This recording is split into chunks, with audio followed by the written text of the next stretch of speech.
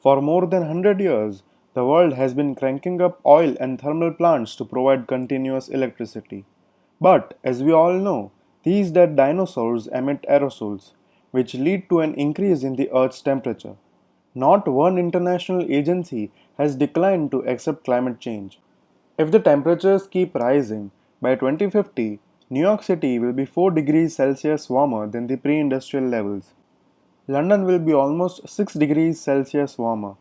According to the Paris Climate Accord, the rising temperature levels should not go beyond 2 degrees Celsius, or else the glaciers of the earth will melt at an unstoppable rate, drowning major island nations of the world. The world is moving forward with alternative energies. Wind, solar, and nuclear power plants do not emit carbon emissions but have their own set of problems. Wind and solar energies are fickle, both of which are not available all year round to many nations. But the energy consumption will not decrease. The conventional energy methods act as a baseload source of energy that is consistently reliable. But as wind and solar are not consistent, the only option the world's major countries have is nuclear. Nuclear energy is clean and can produce the energy demands all year round, but it looks like the world is moving away from it. Japan's nuclear energy production reduced from 325 terawatt hour in 1998 to 43 terawatt hour in 2020. The reasons are countless for countries like Japan to move away from nuclear energy.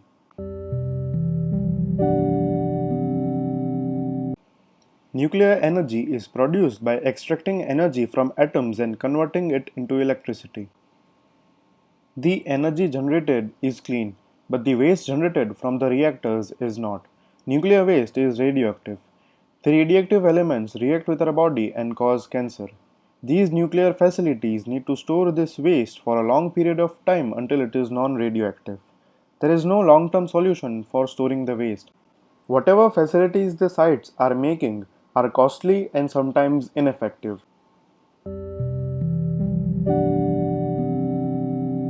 New nuclear power plants typically have a high capital expenditure.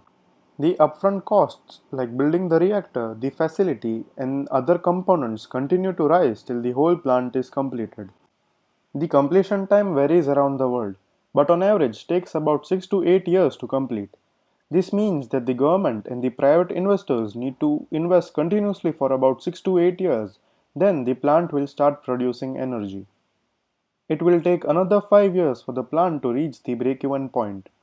The investors will need to wait more than a decade for the profits to arrive. All these calculations are based on assumptions like no construction delays or increase in the cost of construction. Due to a lot of uncertainties, the governments around the world are not able to find private investors who are willing to take up the risks. This is why the world's major power plants are owned and operated by state owned companies. For a nuclear power plant to be successful, political support is necessary. In the US, many politicians, including Bernie Sanders, are against nuclear power plants due to the risks involved. Countries change, faces change, names change, but the fear of nuclear power plants do not. One more reason for a government to not invest in this form of energy is time. Governments usually do not last for a decade. The chances are high that till the time the plant is operational, the government at the federal or the state level has changed and is anti-nuclear. The governments also have to worry about these plants being a national threat. Nuclear meltdowns can put hundreds of thousands of people in the coming generations at risk of radioactive reactions. Reports suggest that only 2% of nuclear reactors fail. This number is small, but the lives the meltdown will claim are catastrophic. However, when we compare the number of deaths by air pollution, the numbers are way lower. 3.6 million people died in 2015 due to air pollution by fossil fuels. So now the question is that why do nuclear meltdowns gain much more attention than conventional energy sources for the number of deaths and accidents? The answer is availability bias. Availability bias is an error in decision making. People tend to react to the already available information while connecting it to past experiences. Thus, when Fukushima happened, people remembered all other deadly disasters like Chernobyl. The deaths relating to nuclear meltdowns are direct. Thus, the information is direct and ready. The 3.6 million deaths are indirect. The coal and petroleum plants are not directly killing them. It is a long term process of inhaling bad air, thus, people are not able to relate to these deaths, unlike nuclear accidents. Nuclear power plants are skeptical. Japan is decommissioning its reactors after the Fukushima disaster. The United States had not constructed one reactor from 1980s till 2012. It looks like the world is moving away from nuclear energy. But I feel the same amount of skepticism was relevant during the Industrial Revolution when we discovered oil.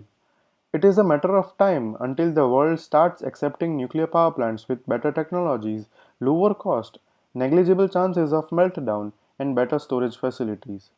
We at Blue Banana make amazing videos like the one you have just watched. Please like, subscribe, and stay tuned for more. Thank you.